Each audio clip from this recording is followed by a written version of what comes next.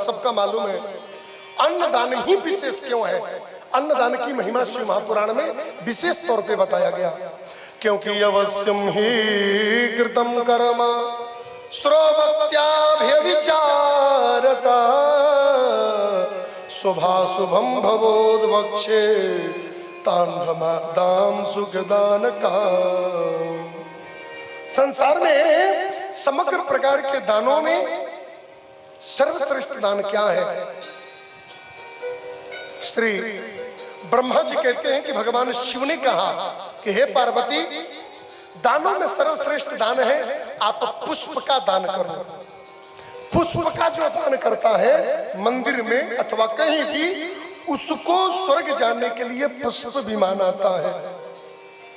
यान्ति ही पुष्पक योगेन पुष्पाराम करानरा देवार्तनाम करार्तम ही क्रीडंतम च गृहे गृहे।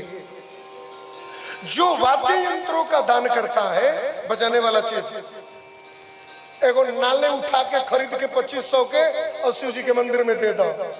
डॉक्टर साहब दाना है का है? जब जब मंदिर में कीर्तन भजन हो नालबाजी और जैसे जैसे वैसा महोत्सव मनत जाई, एने घर में भी भगवान की कृपा से महोत्सव होत जाई।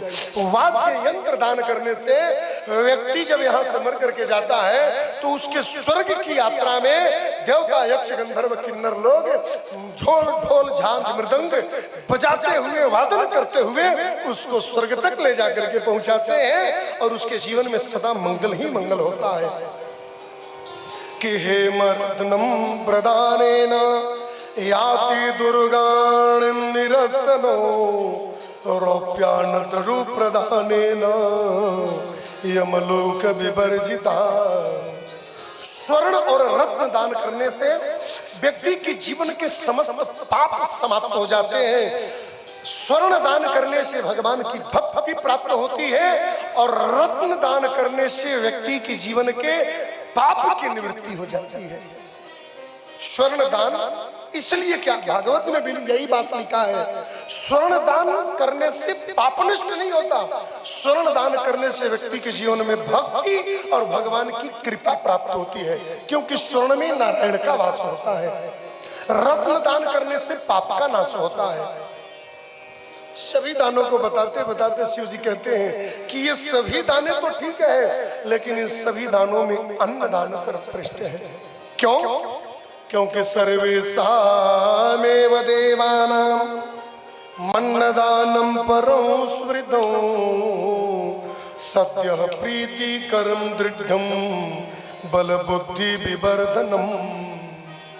अन्नदान इसलिए श्रेष्ठ माना गया है कि यदि जीव अन्न खाएगा नहीं तो जिएगा कैसे, और जिएगा नहीं तो कर्म करेगा कैसे, कर्म करेगा नहीं तो धन कमाएगा कहां से, और धन जब कमाएगा नहीं तो सोना दान करेगा कहां से, हीरा दान करेगा कहां से, गाड़ी दान करेगा कहां से, अपार्टमेंट दान करेगा कहां से? भाई जीवित रहेगा, धन कमाएगा, दौलत कमाएगा तभी तो, और ये करेगा कैसे? बोले अन्न खाएगा तो। इसलिए संसार में व्यक्ति को जीवित रहने का जो सर्वोत्तम मार्ग है वो अन्न है। इसलिए अन्नदान है पार्वती सभी दानों में भारी है, सभी दानों में सर्वश्रेष्ठ दान है जिसको अन्नदान कहते हैं। अन्य दानों का फल कदाचित निष्फल हो सकता है, लेकिन आनंद प्रणद प्रोक्ता प्राण दश्चापि सर्वदा तस्मादन्नं प्रदानेन सर्वदानं फलमुच्यते। श्री सुखदेव श्री शिव जी तर्क देते हैं पार्वती को, कहते हैं कि एक बात बताओ, कोई व्यक्ति भूखा हो, खूब भूख लागल बा, कथा करके कहीं नहीं जा, और खूब जोर से भूख लागल बा, भूखन जान जाता, और कोई ले आके थरिया में, महाराज जी आपके लिए हीरा है।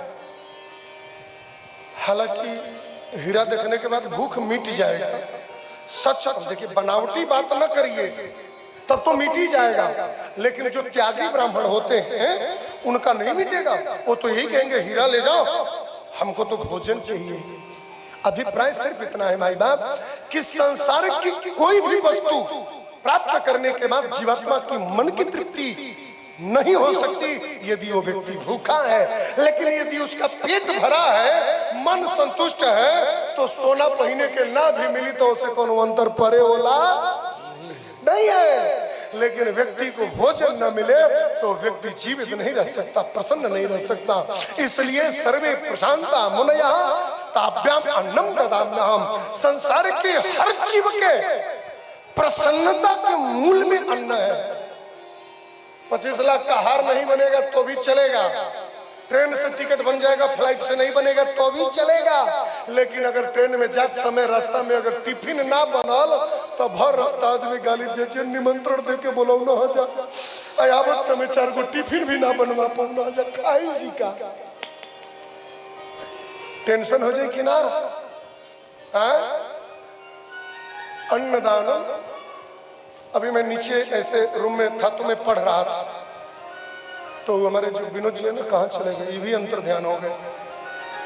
बोले कि क्या दिन भर पढ़त रहा तला यार तू हो बैठ के। हम कहीं आज दान के महिमा पढ़ता नहीं, डॉक्टर साहब के सुनावे के बैठ के फालतू फालतू चीज दान करते रहते हैं। 1.25 किलो दान हर महीना में चावल करिए और दान कुछ हो कहीं की जरूरत नहीं है।